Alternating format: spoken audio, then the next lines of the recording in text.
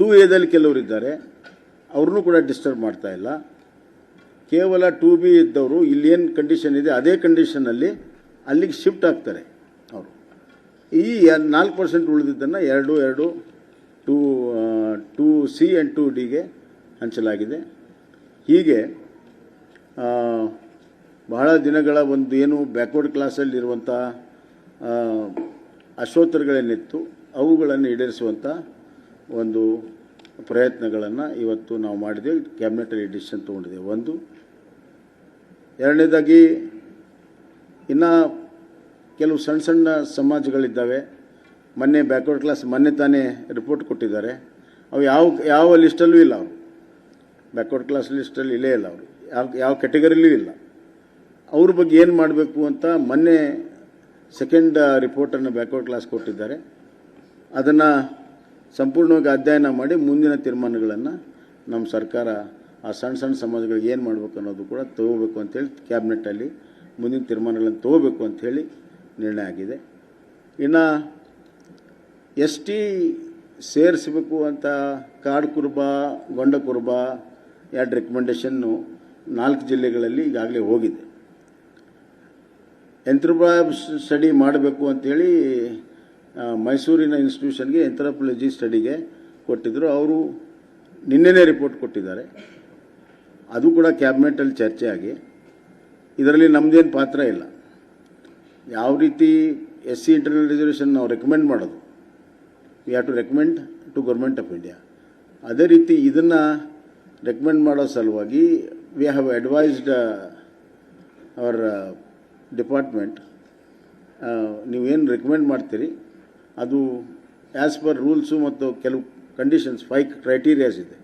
ಆ ಎಂಥ್ರೋಪಾಲಜಿ ಸ್ಟಡಿಯಲ್ಲಿ 5 ಕ್ರೈಟೀರಿಯಾ ಇಲ್ಲ ಇದೆ ಇಲ್ಲ ಅನ್ನೋದನ್ನು ನೀವು ಕಂಪ್ಲೀಟ್ ಇವ್ಯಾಲ್ಯುಯೇಟ್ ಮಾಡಿ then you take further action to recommend to the government of India ಅನ್ನುವಂಥದ್ದು ನಾವು ಭಾಳ ಒಂದು ಅಡ್ವೈಸನ್ನು ಇವತ್ತು ಆ ಡಿಪಾರ್ಟ್ಮೆಂಟ್ ಹೆಡ್ಗೆ ಕೊಟ್ಟಿದೆ. ಇಷ್ಟು ನಿರ್ಣಯಗಳು.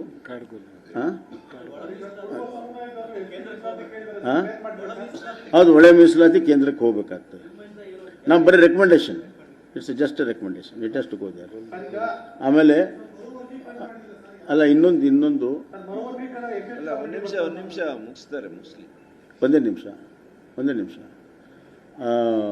ಇನ್ನೊಂದು ಕೆಲವು 2-3 ಸಮುದಾಯಗಳ ರೆಫರೆನ್ಸು ಗೌರ್ಮೆಂಟ್ ಆಫ್ ಇಂಡಿಯಾದಿಂದ ಬಂದಿದೆ. ಒಂದು ಕಾಡುಗೊಳ್ಳರದು ನಿಮ್ಮ ಅಭಿಪ್ರಾಯಗಳನ್ನು ತಿಳಿಸಿ ಅಂತ ಹೇಳಿದ್ದಾರೆ. ನಾನು ಡಿಪಾರ್ಟ್ಮೆಂಟ್ಗೆ ಹೇಳಿದ್ದೀನಿ ಕೂಡಲೇ ಅದರ ಬಗ್ಗೆ ಅಧ್ಯಯನ ಮಾಡಿ ಅದನ್ನು ತಿಳಿಸ್ಬೇಕು ಅಂತ. ಎರಡನೇದ್ದು ಈ ಕೋಳಿ ಸಮಾಜದ್ದು ಕೂಡ ಅಲ್ಲಿ ಗೌರ್ಮೆಂಟ್ ಆಫ್ ಇಂಡಿಯಾದಲ್ಲಿ ಪೆಂಡಿಂಗ್ ಇದೆ. ಹೀಗೆ ಇನ್ನೂ ಕೆಲವು ಸಮುದಾಯಗಳಿಗೆ ಅವರ ಬೇಡಿಕೆ ಮತ್ತು ನ್ಯಾಯಸಮ್ಮತವಾಗಿದೆಯಲ್ಲೋ ಕಾನೂನಾತ್ಮಕ ಮುಂದಿನ ದಿನಗಳಲ್ಲಿ ಅದರ ಬಗ್ಗೆ ನಿರ್ಣಯಗಳನ್ನು ನಾವು ತೆಗೆದುಕೊಳ್ತೀವಿ.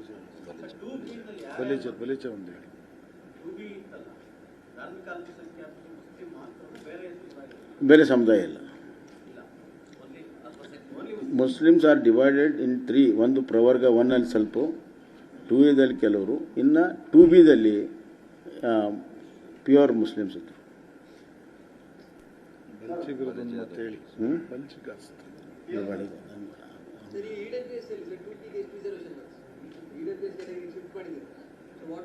They will be in 10% pool ಅಂತ ಹೇಳಿದ್ದು ನಾನು.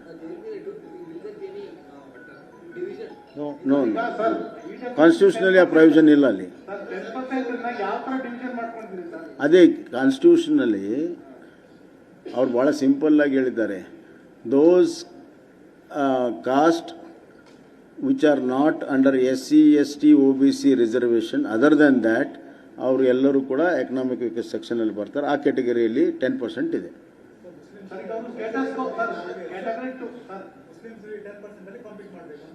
10% ಅಲ್ಲಿದೆಯಲ್ಲ, ಈಗ ಅವ್ರು 4% ಇದ್ದಿದ್ದು, they will be in 10% pool. But the conditions are same. ಇಲ್ಲಿನೂ ಎಕನಾಮಿಕ್ ಕ್ರೈಟೀರಿಯಾ ಇದೆ, ಇಲ್ಲಿನೂ ಎಕನಾಮಿಕ್ ಕ್ರೈಟೀರಿಯಾ ಇದೆ, ಅಲ್ಲೂ ಎಕನಾಮಿಕ್ ಕ್ರೈಟೀರಿಯಾ ಇದೆ. ನಾನು ಯಾವುದು ಸ್ಟೇಟಸ್ಗೂ ಅಲ್ಲ,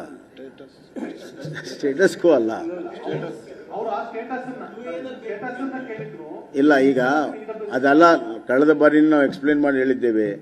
2A ನಾವು ಮುಟ್ಟಲ್ಲ.